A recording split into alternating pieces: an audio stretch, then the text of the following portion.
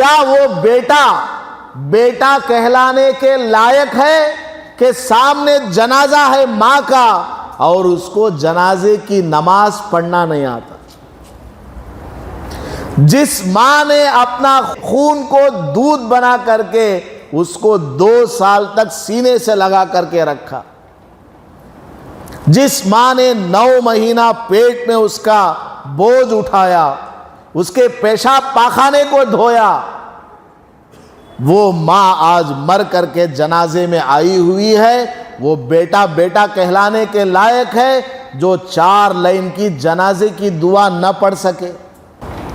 جس باپ نے بیٹے کی فکر میں اپنے بال سفید کر لیے، اپنے خون کو پسینہ بنایا، کبھی اس کی گالی سنتا، کبھی اس کی گالی سنتا، کبھی اپنے مالک کی گالی سنتا، سر جھکا کر کے گھر میں بچہ ہے سمجھ کر کے محنت سے پیسہ کما کر کے لاتا، خود پھٹے پرانے کپڑے پہنتا اور بچے کو شاندار کپڑا پہنا کر اس کو اسکول بھیجتا تھا، اس کو کھلاتا تھا پلاتا تھا۔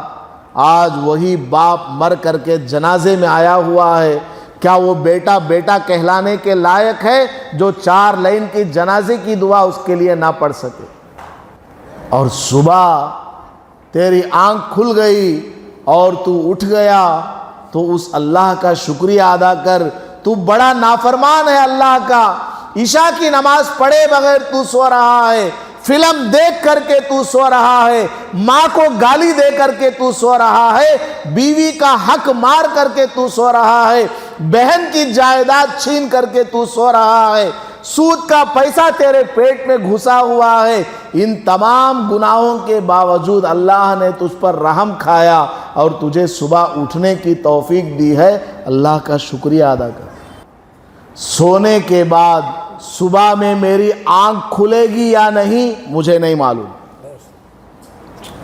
مجھے نہیں معلوم کہ اسی رات میں میری موت آئے گی یا کل صبح کو میری آنکھ کھلے گی۔ الحمدللہ نحمده ونستعینه ونستغفره ونؤمن به ونتوکل علیہ ونعوذ باللہ من شرور انفسنا ومن سیئات اعمالنا من يهده الله فلا مضل له ومن يضلله فلا هادي له ونشهد أن لا إله إلا الله وحده لا شريك له ونشهد أن سيدنا ومولانا محمدا عبده ورسوله صلی اللہ علیہ وعلا آلہ واصحابہ وبارک وسلم، اما بعد فاعوذ باللہ من الشیطان الرجیم، بسم اللہ الرحمن الرحیم۔ یا ایہا الذین آمنوا اتقوا اللہ حق تقاتہ ولا تموتن الا وانتم مسلمون۔ بارک اللہ لنا ولکم فی القرآن المجید والفرقان الحمید۔ رب اشرح لی صدری ویسر لی امری واحلل عقدۃ من لسانی یفقہوا قولی۔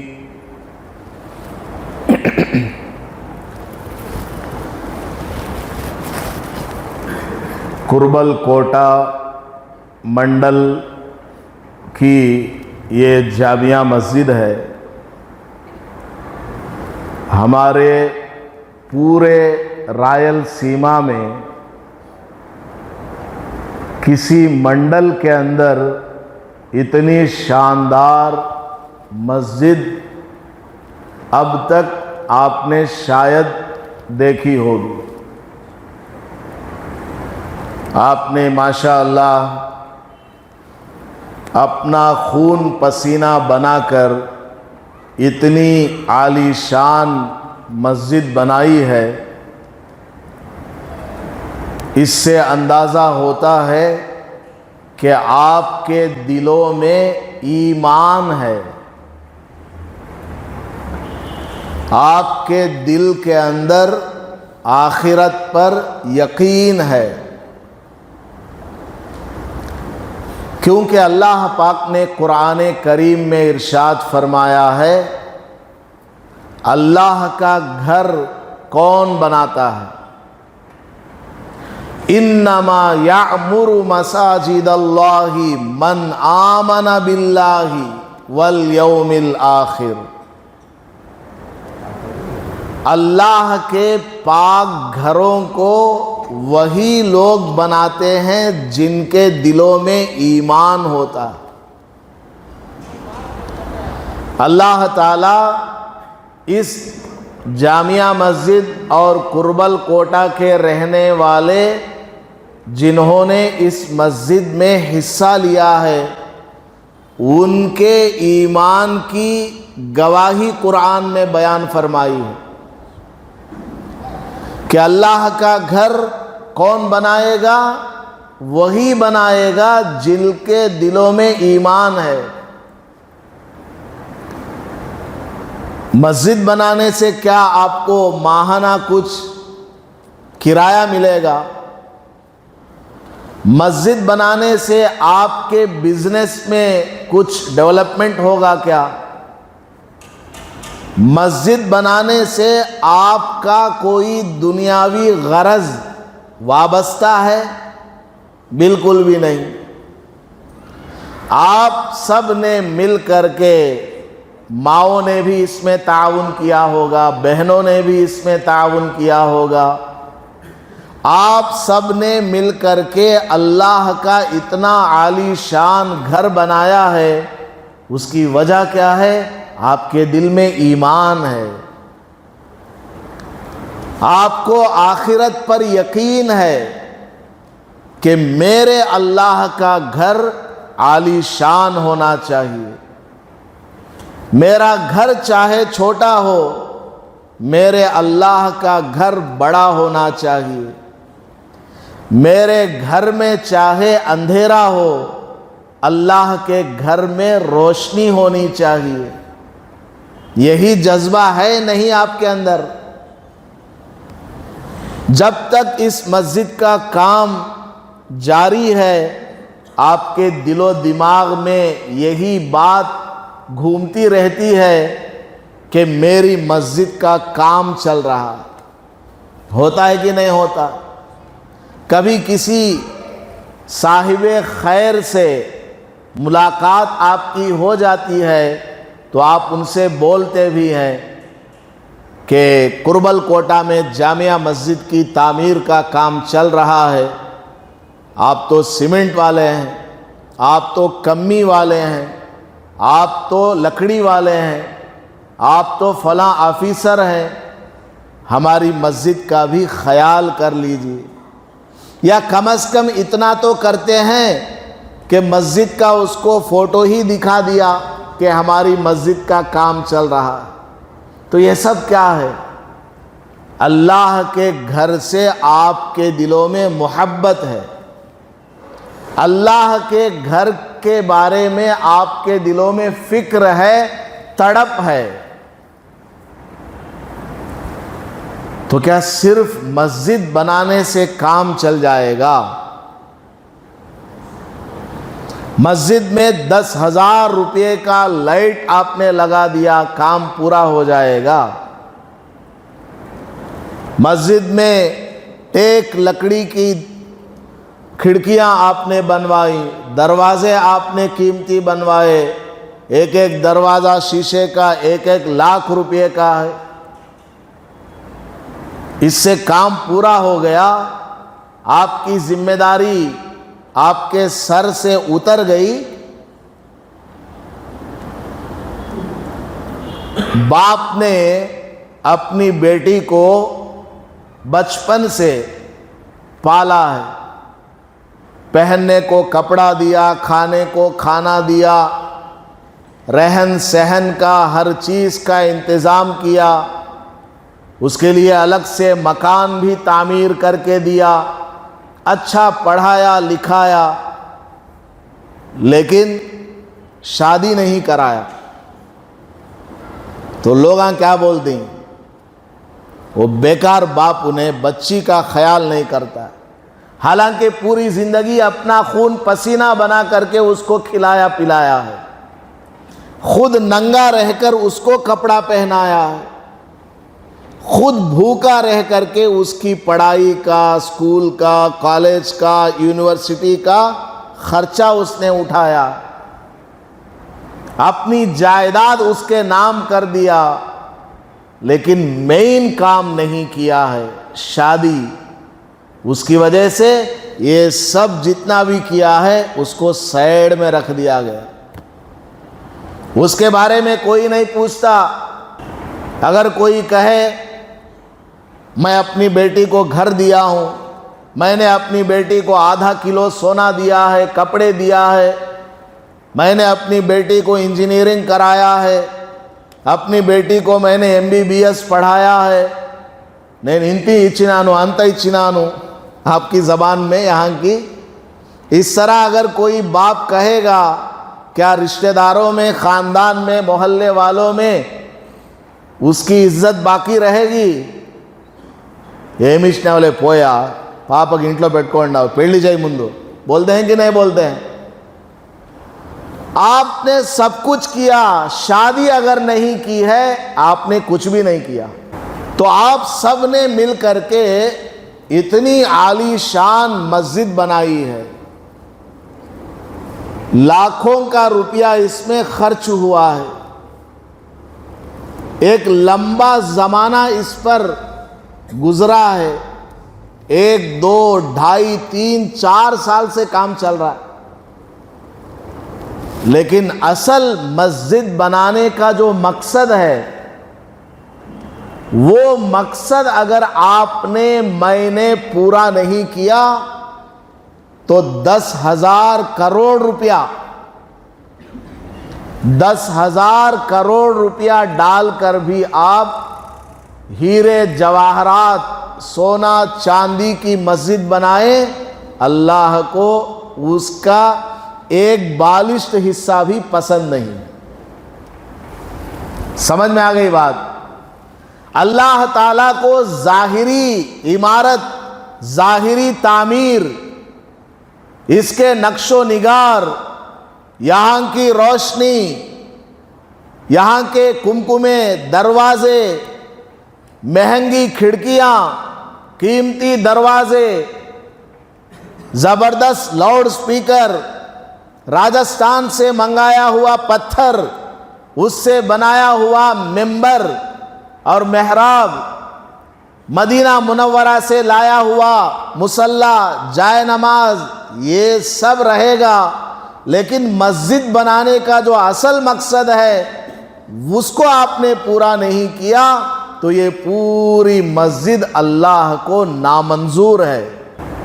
बेटा जो है बाप को खाना देता है, बेटा अपने बाप को पहनने का कपड़ा देता है, माहाना शुगर BP के टैबलेट्स देता है, रहने के लिए एक मकान का इंतज़ाम करता है, लेकिन वो बेटा अपने बाप को बाप कहकर नहीं बुलाता, वो बेटा अपने बाप को बाप नहीं मानता, बाप की जो हैसियत है, बाप का जो मकाम और मर्तबा है वो नहीं देता।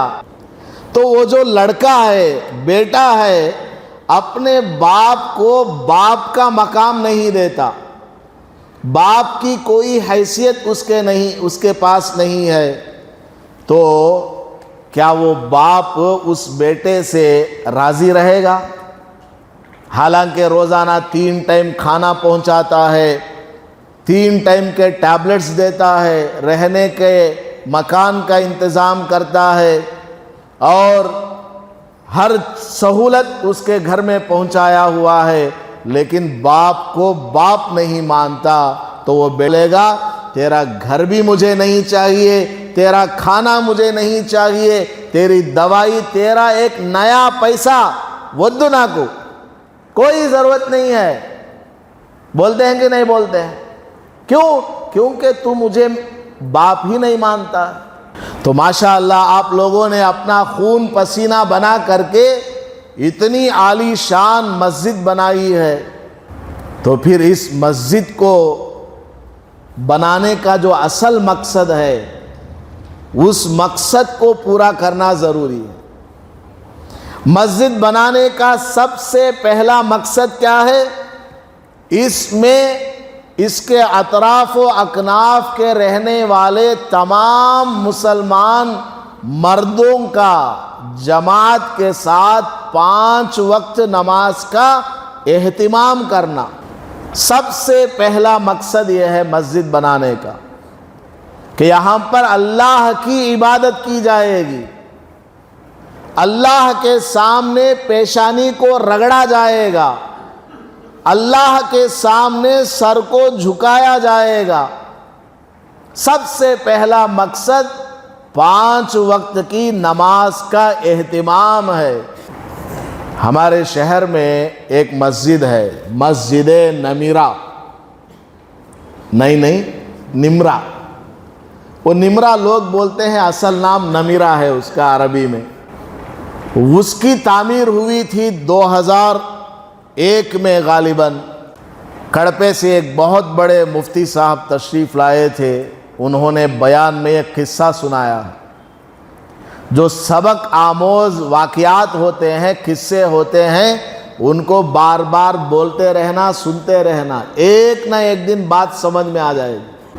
انہوں نے کیا قصہ سنایا کہ ایک گاؤں میں ایک مؤذن صاحب تھے، مسجد کی برابر میں کھیت بھی موجود ہے، اس کھیت میں بکریاں آتی تھیں، چرتی تھیں، صبح سے شام تک سورج ڈھلنے کے قریب واپس اس کو چرواہا شپڑ لے کر کے اپنے گھر چلا جاتا تھا۔ ایک مرتبہ کیا ہوا، چرواہا بکریوں کو کھیت میں چرا رہا تھا، ایک بکری انجانے میں راستہ بھٹک کر یا کھیلتی کودتی مسجد کے اندر آ گئی۔ اب مسجد کے اندر بکری آ گئی تو کیا ہوتا، جہاں دیکھا وہاں پیشاب کر دے گی یا مینگنیاں ڈال دے گی، اور مسجد میں اگر گندگی ہو جائے متولی صاحب بولیں گے کار موزن، کہاں ہی موزن صاحب ایسا بولتے ہیں نا، کار موزن بولتے۔ قیامت میں مؤذن کی بات آ گئی تو ایک بات سناتا ہوں، قیامت میں تمام مردوں کو اٹھایا جائے گا۔ خبر میں آدمی مرنے کے بعد دفن کیا جاتا ہے، قیامت کے دن اللہ تعالی تمام مردوں کو قبروں سے اٹھائے گا، سب قبروں سے نکل آئیں گے، میں بھی رہوں گا، آپ بھی رہیں گے، متولی بھی رہیں گے، مؤذن بھی رہیں گے، سب رہیں گے، قبر سے نکل آئیں گے، سب لوگ قبر سے خاموش نکل آئیں گے، یا تو ہائے ہائے افسوس کرتے ہوئے نکل آئیں گے، لیکن 2 آدمی ایسے ہیں جو اللہ کا نام بلند کرتے ہوئے نکل آئیں گے، ان میں سے ایک مؤذن ہوگا۔ حدیث شریف میں اللہ کے نبی علیہ السلام نے ارشاد فرمایا ہے، جب مؤذن کو اس کی قبر سے اٹھایا جائے گا، مؤذن کی قبر کھلے گی، پھٹے گی، وہ اٹھے گا تو سب سے پہلا جملہ اور سینٹنس اس کی زبان سے جو نکلے گا وہ ہوگا اللہ اکبر، اللہ اکبر۔ اے اللہ، میں دنیا میں تیرا نام مسجد میں 5 ٹائم پکارا کرتا تھا، آج قیامت میں بھی تیرا نام میری زبان پر جاری۔ مؤذن کا یہ مقام ہے، متولی صاحب ایک لفظ نہیں بول پائیں گے، سیکریٹری صاحب زبان ہلا نہیں پائیں گے، ٹریزرر صاحب کچھ نہیں کر پائیں گے، پریزیڈنٹ صاحب خاموش قبر سے نکل آئیں گے۔ مؤذن اس قدر خوش ہوگا، اس قدر جوش میں ہوگا، دنیا میں اللہ کا نام پکارا کرتا تھا، آج اسی اللہ نے دوبارہ مجھے زندہ کیا ہے، اللہ اکبر اللہ اکبر، اللہ سب سے بڑا ہے، اللہ سب سے بڑا ہے کہہ کر کے وہ وہاں اذان دیتا ہے۔ اتنا بڑا مقام ہے مؤذن صاحب کا، لیکن ہم نے مؤذن کو کیا سمجھ رکھا ہے؟ باتھ روم میں پانی نہیں ہے، جی مؤذن صاحب کہاں؟ لیٹرین میں پانی نہیں ہے، مؤذن صاحب کہاں؟ وضو خانے میں کون کی آنکھ کو نیٹ ڈال کو گیا ہے، مؤذن صاحب کہاں؟ وہ چپل الٹا ہے، مؤذن صاحب کہاں؟ ٹوپی بھینگی رکھی ہوئی ہے، مؤذن صاحب کہاں؟ وہ لائٹ جلتی ہے، مؤذن صاحب کہاں؟ نہیں، مؤذن صرف اذان دینے کے لیے ہوتا ہے۔ مؤذن کا عہدہ اصل میں خالص اذان دینا بس۔ عرب میں مؤذن اذان دینے کے لیے آتے ہیں تو کار میں ان کو لایا جاتا ہے، 50,000 روپے کا عطر انہوں لگاتے ہیں، ہمیں خالی اسے دیکھنا ہے تو 500 روپے کا ٹکٹ لے لے کو کلاک ٹاور میں چڑھنا، وہ 50,000 روپے کا عطر دیکھنے کے لیے کلاک ٹاور میں چڑھے تو اوپر جاتی نا، وہ سب سے اوپر جو چاند کی شکل ہے اس میں جب جائیں گے وہاں پر جو ہے ویسا قیمتی عطر تھوڑا لگاتے، ایسا عطر وہ لگا کے آتے مؤذن صاحب۔ اتنا بڑا مقام ہے، بلال حبشی رضی اللہ تعالیٰ عنہ کا کام وہ لوگ کر رہے، اتنا بلند و بالا درجہ۔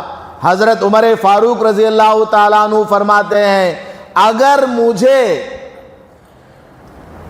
لوگوں کی عمارت کی ذمہ داری نہ ہوتی، یعنی لوگوں کو سنبھالنا، حکومت کو سنبھالنا، یہ ذمہ داری اگر میرے اوپر نہ ہوتی تو میں ہمیشہ مسجد میں رہتا اور 5 ٹائم اذان دیتا۔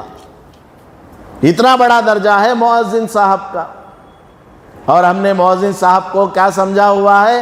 نوکر سمجھا ہوا ہے۔ مسجد کی صفائی کے لیے الگ سے آدمی ہونا چاہیے۔ اگر مسجد چھوٹی ہے، انتظام نہیں کر پاتے، مؤذن صاحب میرے اور آپ کے اوپر احسان کر کے جھاڑو اگر لگا رہے ہیں تو شکریہ ادا کرنا۔ مؤذن کا کام تو صرف اذان دینا ہے، اس کے باوجود وہ جھاڑو بھی لگا رہا ہے، موٹر بھی چالو کرتا ہے، دروازے بھی بند کرتا ہے، اس کا شکریہ ادا کرنا۔ اتنا بڑا درجہ ہے مؤذن کا، اور مؤذن کی تنخواہ 5,000 روپے، زیادہ ہو زیادہ 6,000 7,000۔ آج کے دور میں 5,000 6 7,000 میں کچھ ہوتا کیا؟ آدمی صبح سودا لینے کے لیے گھر سے نکلتا ہے، بیگ لے کر 500 کا نوٹ ختم ہو جاتا ہے، لسٹ میں سودے ابھی باقی رہتے ہیں۔ دوائی کس قدر مہنگی ہے، پیٹرول کس قدر مہنگا ہے، دودھ کس قدر مہنگا ہو گیا، بچوں کی پڑھائی ہے، علاج معالجہ ہے، لیکن مؤذن کی کوئی قدر ہمارے نزدیک نہیں ہے۔ تو مؤذن صاحب مسجد میں تھے، انہوں نے دیکھا وہ بکری مسجد میں آ گئی، کھیت میں چرنے والی بکری مسجد میں آ گئی۔ اب مؤذن صاحب پریشان، بکری مسجد میں آ گئی ہے، اگر اس نے کچھ کر دیا یہاں تو میری نوکری چلی جائے گی۔ تو مؤذن صاحب وہ امام صاحب کا مصلی لے کر کے آئے، وہ کیا حضرت نام بھول گیا، عصا، وہ امام صاحب کی لاٹھی لے کر کے آئے، عصا لے کر کے آئے، وہ بکری کو ہنکانے کے لیے، مارنا مقصد نہیں، ڈرانا مقصد ہے۔ تو اس کو ہانکنے لگے، اتنے میں وہ بکری والا چرواہا وہ باہر سے مسجد کے دروازے کے پاس آیا، بولنے لگا، کیا جی مودن صاحب، مونے سو جانور کو پکڑ کو مارتے ہیں؟ بھائی مسجد میں آ گیا، وہ مسجد میں وہ جانور آ گیا، اس لیے میں مار کر کے بھگا رہا ہوں۔ تو چرواہا بولتا ہے، وہ منہ نہیں سو جانور ہے، مسجد میں آ گیا، منجے کب تو مسجد میں ہے سو دیکھے کیا؟ وہ بے زبان جانور ہے، اس کو کچھ پتا نہیں کون سی جگہ مسجد ہے، کون سی جگہ کھیت ہے، کہاں جانا کہاں آنا اسے نہیں معلوم۔ وہ بکری آ گئی اندر، مجھے تم نے کبھی مسجد میں آتے ہوئے دیکھا؟ مطلب یہ ہے کہ آج کا مسلمان اس قدر دور ہے مسجد سے، اس قدر وہ مسجد سے دور ہے، جمعہ کی نماز پڑھنے بھی نہیں آتے، عید کی نماز کے لیے بھی ہمارے نوجوان مسجد میں نہیں آتے، اور فین کے اوپر کیا ہے؟ فلاں بخشو صاحب، اور دروازے کے اوپر کیا ہے؟ فلاں مفتی شاہ جہان صاحب۔ آپ کا نام بولیں گے تو غصہ آئے گا۔ مثال بول رہا ہوں کہ یہ میں نے دیا ہے، وہ میں نے دیا ہے، اللہ کو یہ سب نہیں چاہیے۔ کیچڑ میں سجدہ کرو، نماز پابندی سے پڑھو، وہ اللہ کو پسند ہے۔ کروڑوں کی مسجد بنا دی لیکن نماز کا اس میں اہتمام نہیں ہے، تو پھر اس مسجد کو بنانے کا اصل مقصد حاصل نہیں ہوگا، اللہ پاک راضی نہیں ہوگا۔ اور مسجد کے اندر بچوں کی تعلیم و تربیت ہونی چاہیے۔ اب مین پوائنٹ ہے، مسجد کے ذریعے لوگوں کی تعلیم و تربیت، فجر کی نماز کے بعد قرآن کی تفسیر، عصر کی نماز کے بعد حدیث کا درس، اور ہفتے میں 1 یا 2 بار مسائل کا درس۔ اسی طرح بچیوں کے لیے انتظام، چھوٹے بچوں کے لیے مکتب کا انتظام۔ ماں باپ کی ذمہ داری ہے کہ وہ اپنے بچوں کو مسجد کے اندر لا کر بٹھا کر کے جائیں۔ بچہ اگر اسکول نہ جائے تو ماں تھوکتی، باپ بھی تھوکتا، اور اس کو مار مار کر کے گھر کے دروازے سے باہر گھسیٹ کر کے لے جاتے۔ پڑوسی آ کر بولتا، چھوٹے بچے کو پکڑ کو مارتے ہیں، کیا رہتی آیا سو روگ؟ تو باپ بولتا ہے، انہیں ہوم ورک نہیں کرا ہے کل، انہیں اسکول کو نہیں جاتا ہوں کر کو ضد کرتا ہے۔ ہاں ایسا کیا کو پڑوسی بھی بچے کو گالی دیتے۔ اگر وہی بچہ مسجد میں نماز پڑھنے نہ جائے، مکتب میں قرآن سیکھنے نہ جائے، 15 دن بھی ہو جائے، باپ بے ہوش بستر پر پڑا ہوا، ماں اپنے کچن میں ہے، نہ ماں اس کو کچھ پوچھتی ہے نہ باپ اس سے کچھ کہتا ہے۔ اگر کسی باپ نے ہمت کر کے اپنے بچے کو 1-2 تھپڑ لگا کر گھر سے باہر بھی نکالا، جس پڑوسی نے اسکول نہ جانے پر بچے کو ڈانٹا تھا، وہی پڑوسی باپ کو ڈانٹے گا، چھوٹا بچہ لے جی بڑے ہوندے سکھ لیتا لے قرآن۔ بچہ ابھی چھوٹا ہے، بڑا ہونے کے بعد سیکھ لیتا۔ بولتے ہیں کہ نہیں بولتے ہیں؟ جب ایسا دور آ جائے گا، کیا ہمارے سر پر حضرت ابو بکر رضی اللہ عنہ حاکم بن کر کے آئیں گے؟ کیا حضرت عمر فاروق رضی اللہ تعالیٰ عنہ ہمارے امیر المؤمنین بنیں گے؟ نیچے سے جیسا عمل اوپر جائے گا، اوپر سے ویسے فیصلے آئیں گے۔ مسجد کی ناقدری، قرآن کی ناقدری۔ مرنے کے بعد آپ کے بیٹے سے یہ نہیں پوچھا جائے گا کہ آپ کا بیٹا دنیا میں انجینئر تھا یا ڈاکٹر تھا، وکیل تھا یا پائلٹ تھا۔ مرنے کے بعد آپ کے بیٹے سے یہ پوچھا جائے گا کہ تو دنیا میں مسلمان تھا یا کافر، تو حضرت محمد الرسول اللہ صلی اللہ علیہ وسلم کے دین پر کتنا عمل کیا کرتا تھا، محمد کے بارے میں تو کیا جانتا ہے، اللہ کے بارے میں تیرے پاس کیا بلیفز ہیں، کیا عقیدہ ہے، یہ ہمارے بیٹے سے بیٹی سے پوچھا جائے گا۔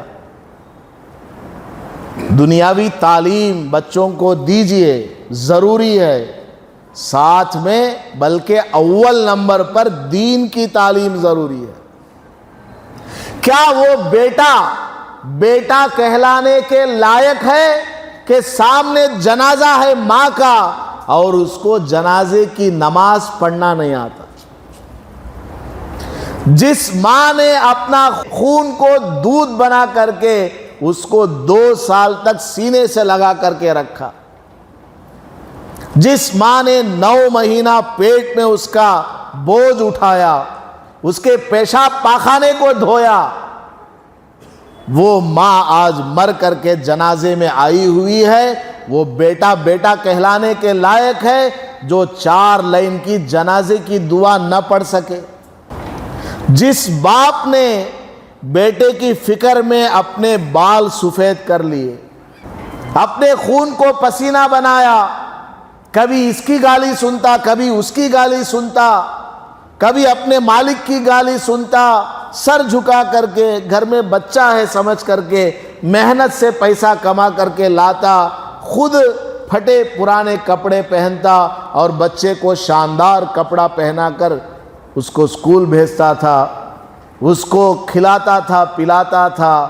آج وہی باپ مر کر کے جنازے میں آیا ہوا ہے، کیا وہ بیٹا کہلانے کے لائق ہے جو 4 لائن کی جنازے کی دعا اس کے لیے نہ پڑھ سکے؟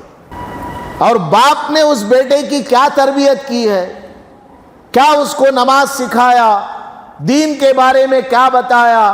مرنے کے بعد باپ سے پوچھا جائے گا، میں نے تجھے بیٹا دیا ہوا تھا، بیٹی دی ہوئی تھی، تو نے اپنے بیٹے کو بیٹی کو کیا دین سکھایا؟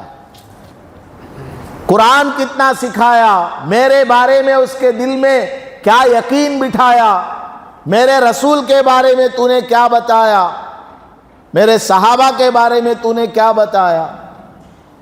کسی کو اللہ نہیں چھوڑے گا، ہر ایک کی پکڑ ہوگی۔ آج لوگ سمجھتے ہیں مسجد میں 100 روپیہ لکھا کر دعا کرا دیں گے تو مغفرت ہو جائے گی۔ بھائی اجتماع ہے، اجتماع میں دعا ہے، کہتے چلو چلو چلو چلو کر کے سب بھاگ کر کے جاتے ہیں، یا مسجد میں دعا ہو رہی ہے، چلو چلو بھاگ کر کے لاسٹ میں آتے ہیں اور دعا میں بیٹھ جاتے ہیں اور یہ سمجھتے ہیں کہ ان کی مغفرت ہو جائے گی۔ نہیں، آپ مجھے ٹوپی پہنا سکتے ہیں، آپ اپنے برابر والے کو ٹوپی پہنا سکتے ہیں، اللہ کو کوئی ٹوپی نہیں پہنا سکتا۔ لوگ اللہ کو دھوکہ دینا چاہتے ہیں، اللہ تعالیٰ کبھی دھوکہ نہیں کھا سکتا۔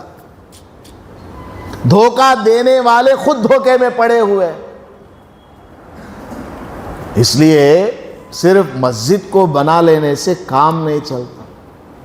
مسجد میں بچوں کی تعلیم و تربیت جو ہو رہی ہے اس میں والدین کی شرکت ضروری ہے۔ ایک بات میں ہمیشہ کہتا رہتا ہوں کہ محلہ اگر سدھرنا ہے، یاد رکھیے گا، آپ کسی بھی محلے سے آئے ہوئے ہوں، ہر آدمی یہ پوائنٹ یاد رکھیے، محلہ اگر سدھرنا ہے، محلے کے اندر دین اگر پیدا ہونا ہے، امام کو بھی فکر کرنا چاہیے، مؤذن کو بھی فکر کرنا چاہیے، مقتدی کو بھی فکر کرنا چاہیے، مسجد کی کمیٹی کو بھی فکر کرنا چاہیے۔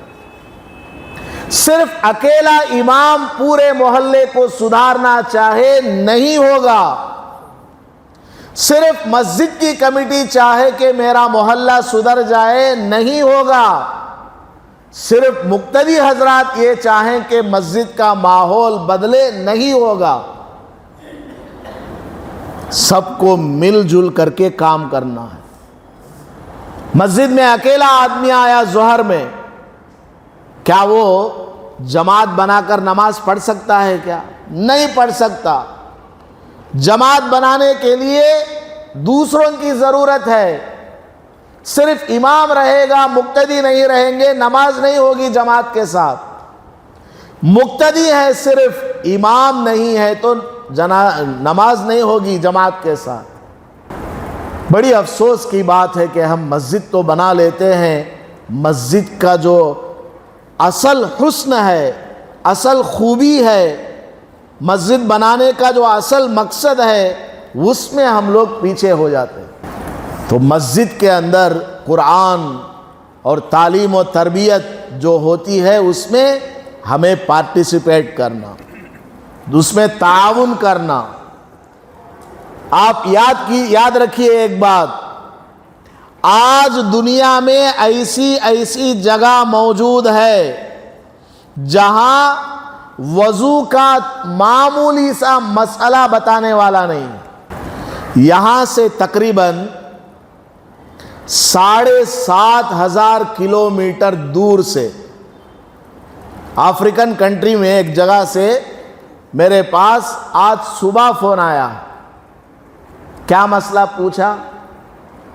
حضرت وہ مرغی کو ذبح کرتے وقت دعا پڑھنا بھول گئے، تو وہ مرغی حلال ہے یا حرام ہے؟ 7,500-8,000 کلومیٹر دور سے یہ مسئلہ پوچھ رہے ہیں۔ آپ سمجھیے بات کو۔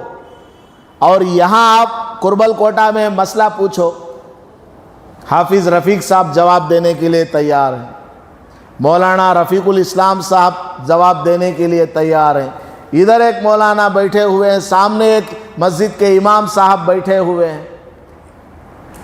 آپ کی مسجد کے اطراف میں 4-5 پکے علماء ہیں جو آپ کو مسئلے کا جواب دیں گے۔ میاں بیوی میں جھگڑا ہو جائے، طلاق کا مسئلہ ہو جائے، کتنا ہی بڑا مسئلہ ہو، زیادہ دور نہیں جانے کی ضرورت ہے۔ آپ کے پڑوس میں ہی اتنے علماء ہیں جو آپ کو چٹکیوں میں جواب دے دیں گے۔ اور وہاں مرغی ذبح کرنے میں دعا بھول گئی تو معمولی سا مسئلہ بتانے والا نہیں۔ دنیا میں بہت سی جگہ ایسی ہے جہاں نماز پڑھانے والا نہیں۔ اللہ کا شکر ادا کرو، یہاں نماز پڑھانے والے ایک سے بڑھ کر ایک عالم موجود ہیں، ایک سے بڑھ کر ایک حافظ اور قاری موجود ہیں۔ یہاں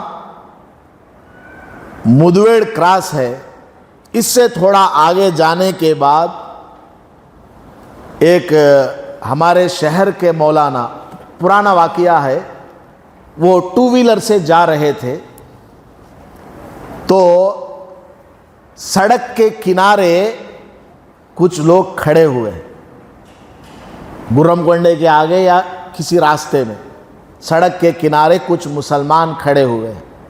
یہ 2 ویلر میں مولانا جا رہے تھے تو ان کو روکا اور کہا حضرت ہمارے گاؤں میں چلو۔ پوچھا کہ کیا بات ہے، کیوں؟ تو بولے حضرت ہمارے گاؤں میں میت ہو گئی ہے، جنازے کی نماز پڑھانا کسے بھی آتا نہیں، جنازے کی نماز پڑھانے والا کوئی نہیں ہے، ہم 2 گھنٹے سے یہاں انتظار کر رہے ہیں، شاید کوئی مولانا یہاں سے گزرے گاڑی میں، شاید کوئی امیر صاحب یہاں سے جائے، شاید کوئی داڑھی ٹوپی والا یہاں سے گزرے تو اس کو ہم لے جا کر کے پڑھائیں۔ آپ شکر ادا کیجئے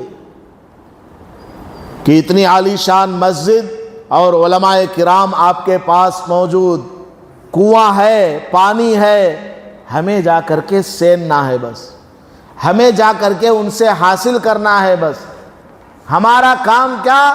فائدہ اٹھانا، ان کے سینوں میں جو علوم نبوت ہے، جو دین کا علم ہے، اس کو حاصل کرنا۔ ابھی یہ فلسطین کے اندر مسلمانوں کے اوپر اسرائیل والوں کا ظلم ہو رہا ہے کہ نہیں ہو رہا؟ آپ سب جانتے ہیں نا۔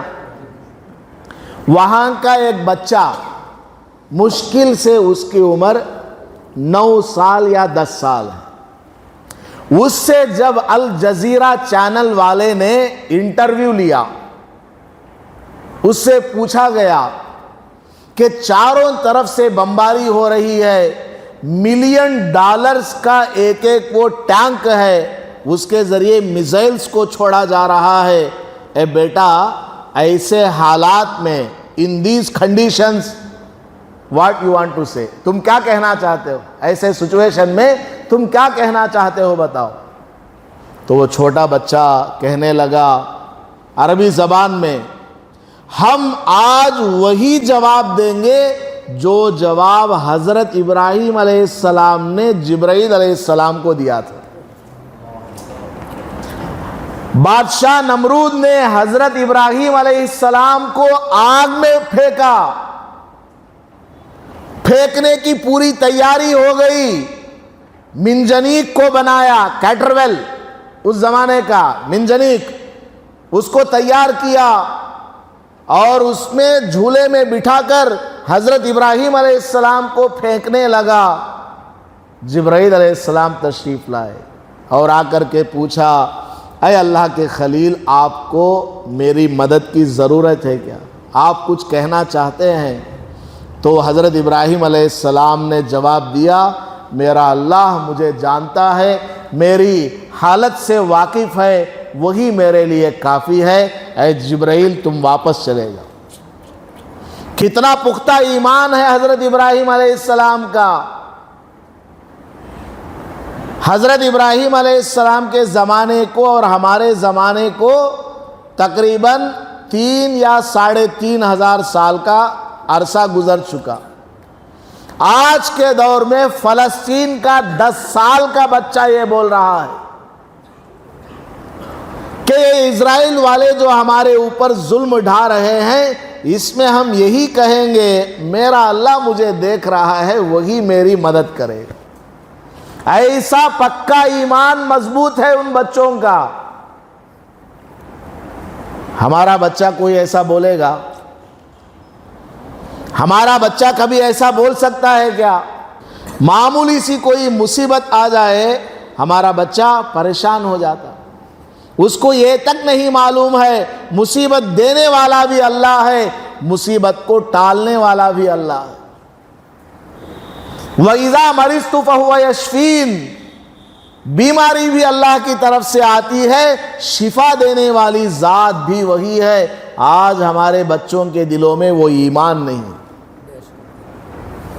ابھی ڈسمبر 31 ہے، رات میں دیکھو کربل کوٹا کے نوجوانوں کے تماشے، پورا ہائی وے بنا ہوا ہے سامنے، پورا ہائی وے فلائی اوور میں ہینڈل چھوڑ دیں گے، سیدھا قبرستان پہنچنے تک ہاتھ اٹھائے رکھے گا، اس قدر تیز گاڑی چلائے گا، پورے محلے میں سونے والوں کو سونے نہیں دے گا۔ کسی گھر میں کوئی ماں سو رہی ہوگی، کوئی معصوم بچہ سو رہا ہوگا، کوئی بوڑھی عورت بیماری کی وجہ سے صبح سے نیند نہیں آئی، ابھی 11-12 بجے اس کی آنکھ لگی، ہمارا یہ شیطان نوجوان موٹر سائیکل اس قدر تیز چلاتا ہے کہ اس بوڑھی ماں کی نیند اڑ جاتی ہے۔ اس کو جو تکلیف پہنچتی ہے، اللہ کو اگر اس عورت کی تکلیف پسند آ گئی، پورا کربل کوٹا ستیہ ناش ہو جائے گا۔ اللہ تعالیٰ پکڑنے پر آتا ہے نا، معمولی سی معمولی بات پر پکڑ لیتا، ڈھیل دیتا رہتا ہے، ڈھیل دیتا رہتا ہے، ڈھیل دیتا رہتا ہے، لیکن جب اللہ تعالیٰ پکڑنے پر آ جائے، بڑے سے بڑا طاقتور نہیں بچ سکتا، بڑی بڑی حکومت کچھ نہیں کر پاتی۔ فلسطین کے جو مسلمان نوجوان ہیں، کیا ہے ان کے پاس؟ نہ انٹرنیٹ ہے، نہ پیٹرول ہے، نہ ڈیزل ہے، نہ گیس ہے، نہ ہاسپٹل ہے، نہ ایجوکیشن سسٹم ہے، نہ سوشل میڈیا ہے، نہ پرنٹ میڈیا ہے۔ کوئی ادھر سے ادھر سامان جا نہیں سکتا، ادھر کا سامان ادھر آ نہیں سکتا، ٹرانسپورٹیشن کا پورا سسٹم برباد ہے، رہنے کے لیے مکان نہیں، ٹینٹوں کے اندر رہ رہے ہیں، وہ ٹینٹ بھی ایسے کہ ایک ہوا آئے تو ٹینٹ اڑ کر کے چلا جائے۔ ایک گھونٹ پانی پینے کے لیے 1 گھنٹہ لائن میں ٹینک کے پیچھے کھڑا رہنا پڑتا ہے، پھر بھی وہاں ایک گھونٹ، ایک چلو پانی نہیں مل رہا۔ اس قدر مشکل حالات میں بھی وہاں کے نوجوان جم کر کے کھڑے ہوئے ہیں۔ دنیا کے 55 مسلم ممالک اپنے عیش مستی میں ہیں، کوئی مدد کے لیے نہیں آ رہا ہے، اور وہاں کا ایک نوجوان ابو عبیدہ جس کا چہرہ آج تک دنیا نے نہیں دیکھا، وہ نوجوان کہتا ہے حسبنا اللہ و نعم الوکیل۔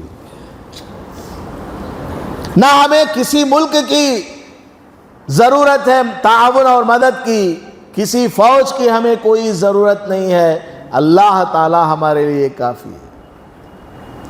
اور وہ اپنے ماتحت رہنے والے فوجیوں کو، مسلمان بچوں کو، نوجوانوں کو کہتا ہے کہ تم لوگ اللہ پر بھروسہ کرو، مسجد اقصی ہمارے ہاتھوں میں آنے والی ہے۔ بلکہ اس نے ٹویٹر پر پیغام دیا ہوا ہے، اے دنیا بھر کے مسلمانوں، مسجد اقصی آنے کے لیے تیار ہو جاؤ، چابی ہمارے ہاتھ میں آنے والی ہے۔ حالانکہ چاروں طرف سے بمباری ہو رہی ہے۔ کیسا اس نوجوان کا ایمان مضبوط ہے، پکا ہے۔ آج ہمارا نوجوان اپنا سایہ اندھیرے میں دیکھے گا تو پیشاب کر لیتا ہے، اپنا سایہ۔ امی گونگ جاتی ہے شادی میں، ابا آفس کے کام سے بنگلور گئے ہیں، بڑا بھائی جو ہے کسی اور کام سے گیا ہوا ہے، ایک بھائی ہے اس سے کہا تو گھر میں سو جانا، ہم تھوڑا آتے ہیں۔ ہاں میں اکیلا سونا، میں اکیلا سوؤں گا گھر میں۔ کس قدر ڈر ہے اس کو، حالانکہ گھر میں کوئی چیز آنے والی نہیں۔ آیت الکرسی پڑھو، دم کرو، کچھ بھی ہونے والا نہیں ہے، کوئی نقصان نہیں ہونے والا ہے۔ لیکن ہمارا نوجوان اس قدر دین سے دور ہے، اس قدر اس کا ایمان کمزور ہے کہ رسول اللہ صلی اللہ علیہ وسلم کے فرمان پر اس کو بھروسہ اور یقین نہیں۔ اور وہاں کے نوجوان دنیا کا سب سے بڑا ملٹری سسٹم، سب سے زیادہ سپر پاور، ایسی فوج کے ساتھ وہاں کے نوجوان لڑ رہے ہیں۔ نماز کا وقت ہوتا ہے تو نماز پڑھتے ہیں جنگ کے میدان میں، اور وہاں جتنے بھی مسلمان ظلم کو ختم کرنے کے لیے لڑ رہے ہیں، ان میں سے 99% حافظ قرآن ہیں۔ سن لو، 99.9% حافظ قرآن ہے۔ وہاں کی عورتوں کا ایمان اس قدر مضبوط، اس قدر پختہ، وہ ایک ماں جو ہے وہاں اعلان کر کے کہتی ہے کہ اسرائیل نے بمباری کر دیا ہے، بچے یتیم ہو گئے ہیں، ہزاروں کی تعداد میں بچے یتیم ہو گئے ہیں۔ وہ ماں کہتی ہے میرا بھی ایک بیٹا تھا، وہ اس جنگ میں مر گیا ہے، میں اس کی ماں ہوں، اب میں ان تمام بچوں کی ماں ہوں، آ جاؤ بچوں، میں اکیلی تم سب بچوں کی پرورش کروں، میں اکیلی ماں تم ہزاروں بچوں کی پرورش کروں گی۔ جس اللہ نے ایک بچے کو پالنے کی طاقت مجھے دی ہے، وہی اللہ 1000 بچوں کو پالنے کی طاقت مجھے دے گا۔ کیسا ایمان ہے ان کا؟ آج ہمارا ایمان کیسا؟ دکان نہیں کھولیں گے تو کیسے چلے گا؟ مسجد کی اذان ہو گئی، چلو نماز کے لیے، دکان بند کروں گا تو کسٹمر واپس چلا جائے گا۔ یہ ہمارا ایمان ہے۔ حالانکہ اس دکاندار کو یہ نہیں معلوم ہے کہ جس کسٹمر کے لیے اس نے نماز کو چھوڑا ہے، اس کسٹمر کا دل اللہ کے قبضے میں ہے۔ اللہ تعالیٰ اس کے دل میں جب تک نہیں ڈالتا کہ غوث بادشاہ کے دکان سے جا کر سامان لے لینا، اس وقت تک وہ آتا نہیں۔ یہ ایمان ہمارے دلوں میں کب آئے گا؟ ہمارے نوجوان غیروں کے کلچر کو اپنا رہے، غیروں کے کلچر کو اپنا رہے ہیں، ہیئر سٹائل غیروں جیسا، سر کے بال وہ رینچاں کو ہتین دیکھو، سوراں کو، کھڑلے کو، جنگل کے سوراں ہتینا ویسا کھڑلے کو بالا، ادھر آدھے بال ادھر آدھے گنڈ، ادھر خبرستان ہے ادھر جنگل ہے. ایسے بال ہمارے نوجوانوں کے, کپڑے کیسے پھٹے ہوئے. ہمارے ایک حضرت آئے تھے, ان سے ملنے ایک نوجوان آیا, مسافہ کرنے. ان کے ابا ڈھکلنے کو آئے, رے بڑے حضرت ہے یہیں جا دم کرا لے گا. اس کو نہ جاتے سو ادمیاں خالی دم کرا لینے, نیمبوا نتھار لینے, تعویذاں لکھا لینے, جورو بات سنتی نہیں ہے کیا تو مٹھے میں پھوک کو دیو, یہ کاما کرانے نہیں جاتے داڑیا والے کرنے, بزرگاں کرنے. وہ ایک نوجوان کو باپ لے کر کے آیا ہمارے حضرت کے پاس کہ اسے دم کرنا ہے یا مسافہ کرنا ہے. حضرت دیکھے اس کے پینٹ جو ہے وہ پھٹ کو ہے, جھاڑا نکل کہیں سے. حضرت ہلوا کو بازو والے کے کان میں بولے, انہیں کون کی منکھو آ جاتا ہے نا, انہیں کون کی منکھو آ جاتا ہے نا, اسے باہر ہی رو بولو ہمیں دیتی پیسے, اسے باہر ہی رکھو ہمیں بھیجتی پیسے. انہوں بازو والے بولے نہیں منکھو نے حضرت, انہیں ان کا بیٹا ہوں, وہ مانگنے والا نہیں ہے, وہ ان کا بیٹا ہے. پھر پھٹا ہوا پینٹ پھٹی ہوئی, ادھر سے پھٹی ہوئی ادھر سے پھٹی ہوئی. وضو خانے میں جھکے گا تو پورا سامان دکھنا, لوگوں کی نماز خراب, اور اوپر سے ٹوپی کے بغیر نماز پڑھتے ہیں, ٹوپی کے بغیر نماز پڑھتے ہیں. ایک بات یاد رکھیے گا, کبھی مجبوری میں ٹوپی نہیں ہے اس لیے آپ نے ٹوپی کے بغیر نماز پڑھی, اللہ تعالیٰ معاف کر دیتا ہے. لیکن ضد میں آ کر کے کہ ٹوپی کے بغیر بھی نماز ہو جاتی ہے, اس طرح ضد کر کے ٹوپی کو پہننا چھوڑ دیا, یاد رکھو تمہارا انتقال ایمان پر ہوگا یا نہیں کوئی گارنٹی نہیں. ٹوپی سنت رسول صلی اللہ علیہ وسلم ہے, سنت کا مذاق اڑا کر کوئی اپنا ایمان بچا نہیں سکتا. سنت کی توہین کر کے, رسول اللہ صلی اللہ علیہ وسلم کا دل دکھا کر کے کوئی مسلمان اپنا ایمان بچا نہیں سکتا. تو ٹوپی پہننا چھوڑ دیا, نماز کیسے الٹا سیدھا پڑھتے ہیں, ٹھونگے مارتے رہتے ہیں, انگلیاں ہلاتے رہتے ہیں. کیا طریقہ ہے یہ نماز میں؟ نماز کو کہا گیا اطمینان کے ساتھ پڑھو, شہادت کے وقت میں اٹھانا ہے پھر گرانا ہے. اشہد ان لا الہ الا اللہ واشہد ان محمدن عبدہ ورسولہ. اب پوری نماز میں اخیر تک انگلی اسی طرح رہے گی. یہ کیا حرکت کر رہا ہے؟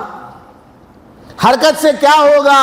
آدمی کا کانسنٹریشن ڈسٹرب ہو جائے گا, ادھر ادھر اس کا دماغ جو ہے چلنے لگے گا. نماز کو پرسکون بنایا گیا, اطمینان کے ساتھ کھڑے رہو. حضرت ابوبکر صدیق رضی اللہ تعالیٰ عنہ کے بارے میں آتا ہے, جب وہ نماز میں کھڑے ہوتے اس طرح کھڑے ہوتے جیسے زمین میں کسی لکڑی کو گاڑ دیا گیا, اسٹیبلٹی کے ساتھ, ستون کی طرح وہ سکون اور اطمینان کے ساتھ کھڑے رہتے. اطمینان کے ساتھ رکوع کہ اس میں کوئی حرکت نہیں, پرندے آ کر کے پتھر سمجھ کر کے کمر پر بیٹھ جایا کرتے تھے. اطمینان کے ساتھ سجدہ, اطمینان کے ساتھ جلسہ. آج ہمارے نوجوان کیسے کیسے بال رکھ رہے ہیں, کیسی کیسی ان کی نماز ہے, بغیر ٹوپی کے اور پلاسٹک کی ٹوپی کے. وہ پلاسٹک کی ٹوپی جس دن مسجد میں لا کر کے رکھے تھے نا, اس دن پہلے جس آدمی نے پہن لیا اس کے لیے وہ فرسٹ ہینڈ ٹوپی ہے. بعد میں 10 سال ہو گئے ابھی بھی وہی ٹوپی پہن رہے ہیں. اب جو ٹوپی اس کو پہن رہا ہوگا وہ سیکنڈ ہینڈ نہیں, تھرڈ ہینڈ نہیں, اب وہ بولنے کے واسطے ڈکشنریز نہیں ہے, 1000 ہینڈز چینجڈ. اتنی گندی ٹوپی پہن کر کے نماز پڑھیں گے, اللہ تعالی ہمارے سجدوں کو قبول کرے گا, اللہ تعالیٰ کو ہمارے اوپر ترس آئے گا. ذرا سوچئے گا, 1000 روپے کا ٹی شرٹ ہے, 2000 روپے کا پینٹ ہے, 500,000 روپے کا جوتا ہے، 50 روپے کی ٹوپی نہیں خرید سکتا، اللہ کو مرنے کے بعد کیا منہ دکھائے گا؟ نماز کی کوئی قدر نہیں، کوئی حیثیت نہیں، نماز کی کوئی شان نہیں، آدمی کو سوچنا چاہیے۔ تو میں یہ عرض کر رہا تھا، ہمارے دلوں میں اگر مسجد کی عظمت نہیں ہے، دین کی عظمت نہیں ہے، قرآن کی عظمت نہیں ہے، تو پھر کوئی فائدہ نہیں ہے ہمارے مسلمان ہونے میں۔ 8 دسمبر 31 ہے، تمام برائیوں سے اپنے بچوں کو روکیں۔ یہ غیروں کا طریقہ ہے، گریٹنگ کارڈز تقسیم کرنا، میسیجز کرنا، چیٹنگ کرنا، انہیں اسے چاٹنا سو انہیں اسے چاٹنے سو، چیٹنگ کرنا، راتوں میں 12 بجے تک جاگنا، جامون بنانا، تقسیم کرنا، اور وہ کیک کاٹنا، گلا کاٹ لینا بہتر اس سے۔ غیروں کا طریقہ اختیار کرنے سے بہتر ہے کہ گلا کاٹ لو، کان تو کاٹ لیں گے۔ ایک مثال بولا،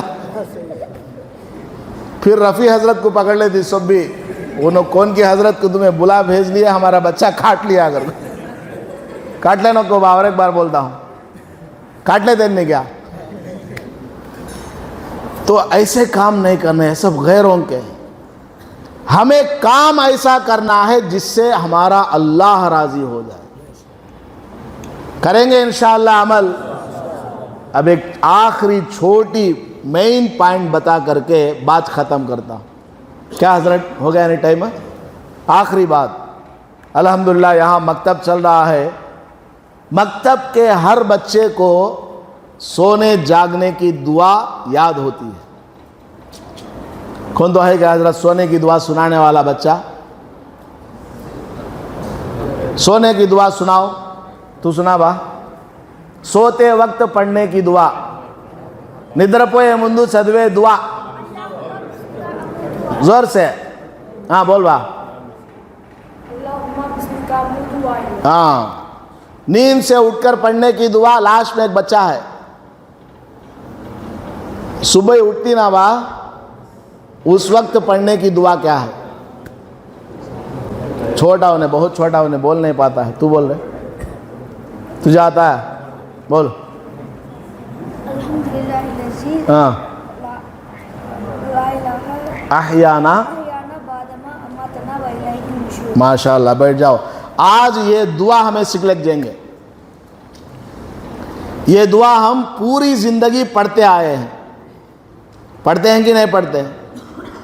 سونے کی دعا، سو کر اٹھنے کی دعا ہم لوگ پوری زندگی پڑھتے آئے ہیں، لیکن آج آپ اس کا معنی مطلب سمجھیں گے تو آپ کو ایسا لگے گا کہ شاید آپ نے اب تک نہیں پڑھا۔ کیا تو ہم لوگ اس دعا کو پڑھتے ہوئے کسی کے 20 سال گزر گئے، کسی کے 40 سال گزر گئے، اس کا حقیقی معنی اور مطلب آج سمجھتے ہیں۔ غور سے سنیے گا، سونے سے پہلے ہم کیا دعا کرتے ہیں؟ اللہم بسمک اموت و احیا۔ کیا مطلب اس کا؟ اے اللہ، میں تیرے ہی بابرکت نام سے مرتا ہوں اور زندہ ہوتا ہوں۔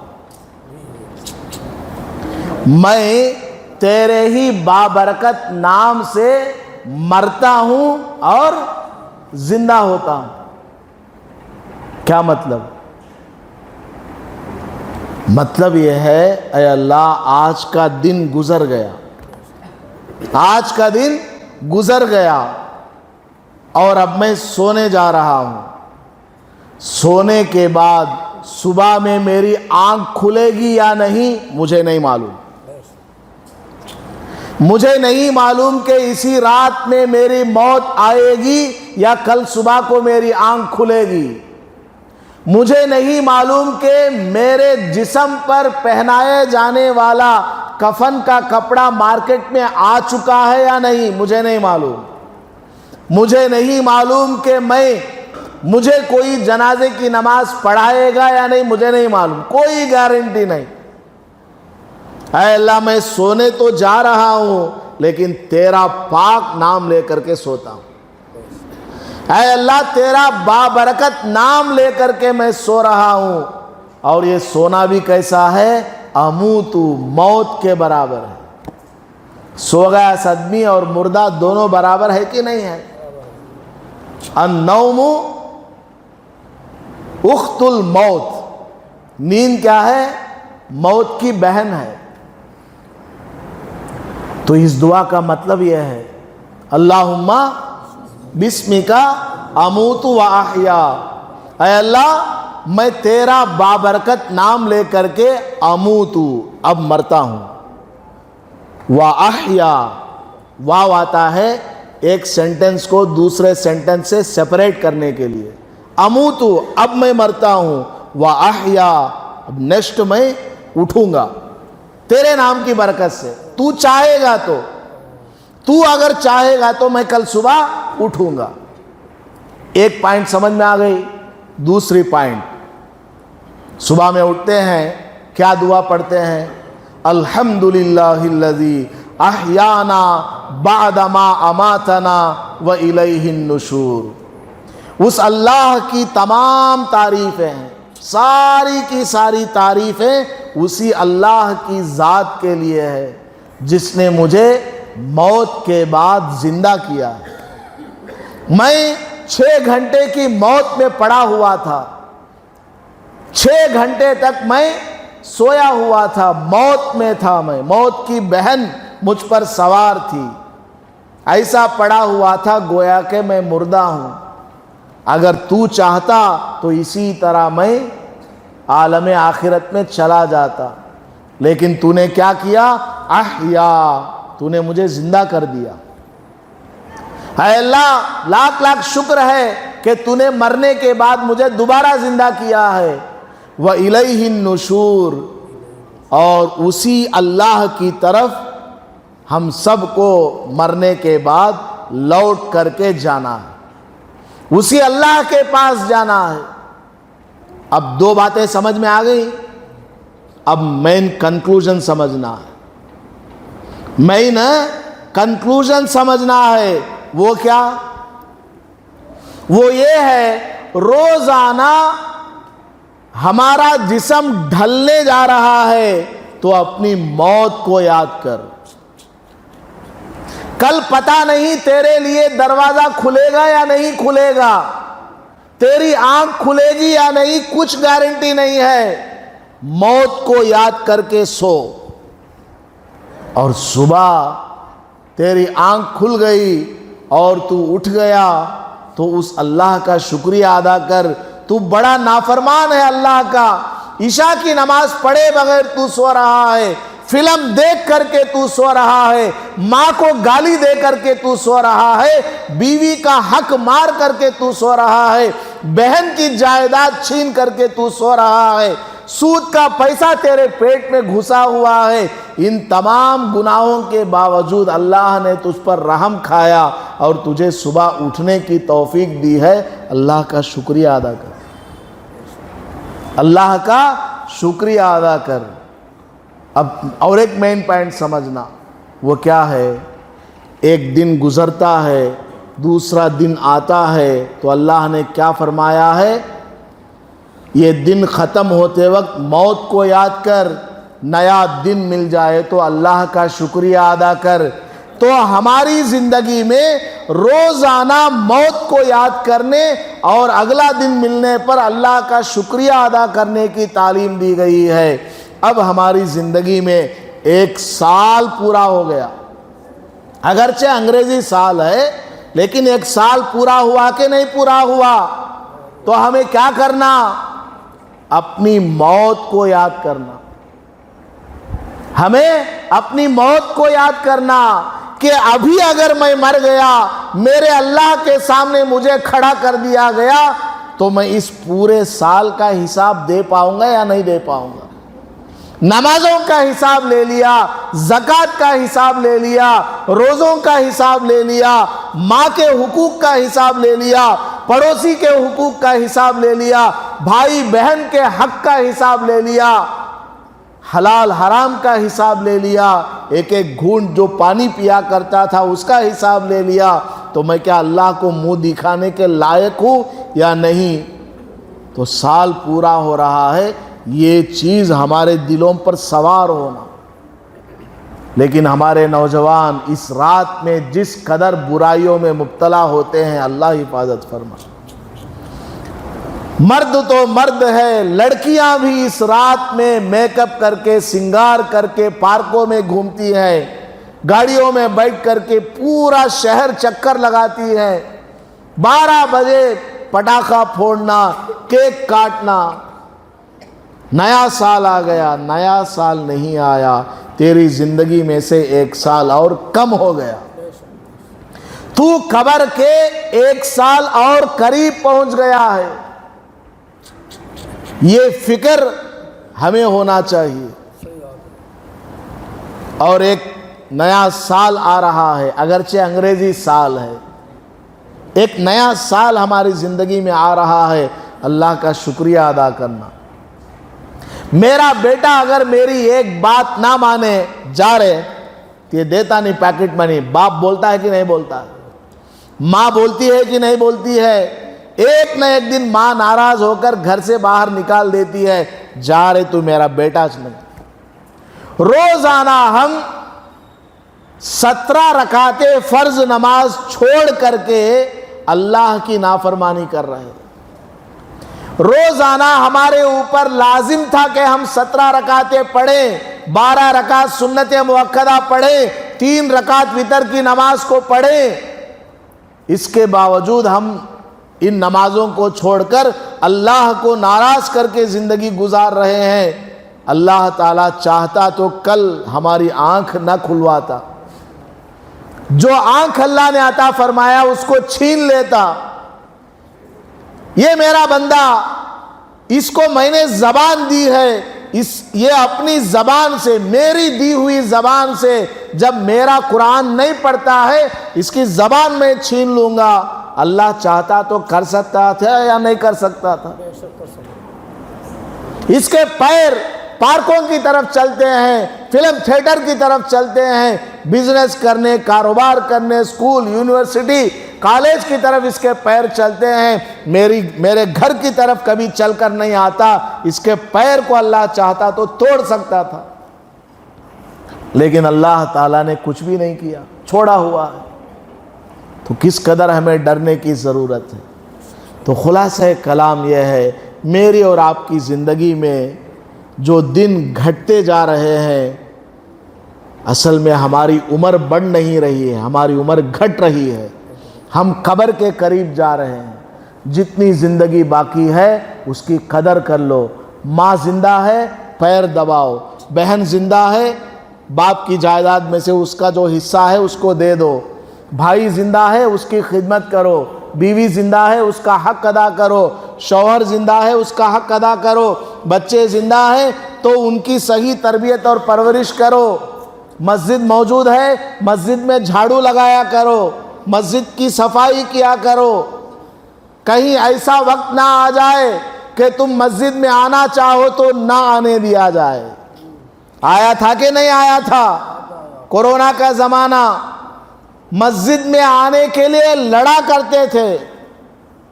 امام مؤذن کے علاوہ جو باقی 3 آدمیوں کو پرمیشن ملی تھی، ٹوٹل ملا کر 5 آدمی، تو وہ 3 آدمی کون ہونا، اس کے لیے لوگ لڑا کرتے تھے۔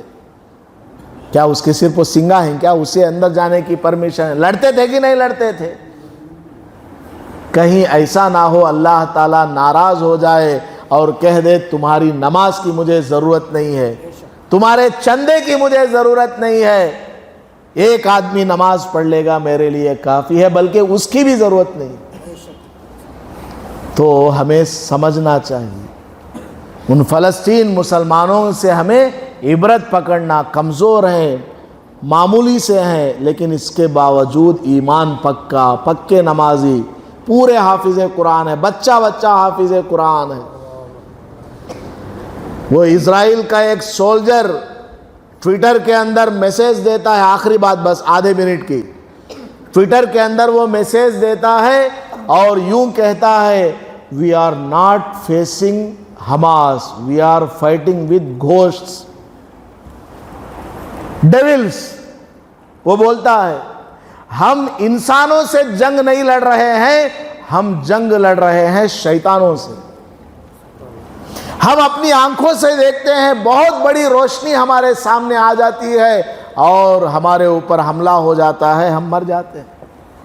وہ رو رو کر کے، چیخ چیخ کر کے اسرائیل کا فوجی بولتا ہے مجھے پھانسی پر لٹکا دینا، لیکن وہاں جنگ لڑنے کے لیے میں نہیں جاؤں گا، مجھے مت بھیجنا، کیونکہ مجھے سامنے گھوسٹ نظر آتا ہے، شیطان نظر آتا ہے، حالانکہ وہ اللہ کے فرشتے ہیں۔ جن فرشتوں کو اللہ تعالیٰ نے بدر میں اتارا تھا، جن فرشتوں کو اللہ تعالیٰ نے غزوہ حنین میں، غزوہ خندق میں اتارا تھا، آج بھی وہی فرشتے ہیں، آج بھی وہی اللہ ہے۔